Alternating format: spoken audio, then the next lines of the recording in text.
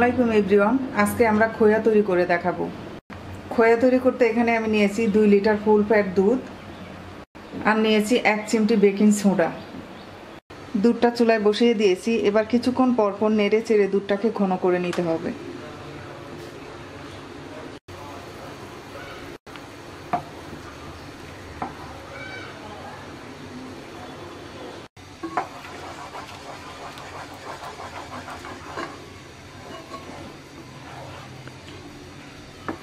দুধটা অনেকটা ঘন হয়ে আসছে, আরও একটু ঘন করে নেব।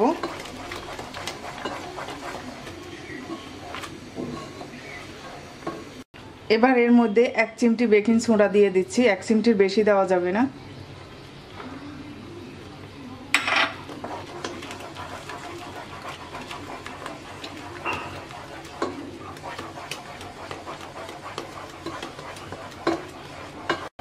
এবার অনবরত নেড়ে চেড়ে আরও একটু ঘন করে নেব।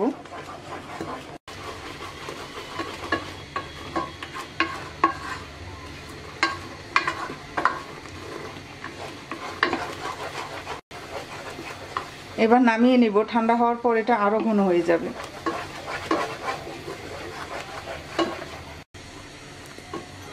তৈরি হয়ে গেছে খোয়া। খোয়া আপনারা যে কোনো মিষ্টি আইটেমের সাথে ইউজ করতে পারবেন, গার্নিশ করতে পারবেন। তো আশা করি আপনাদের ভালো লাগবে। আজকে এই পর্যন্ত, সবাই ভালো থাকবেন। আল্লাহ হাফেজ।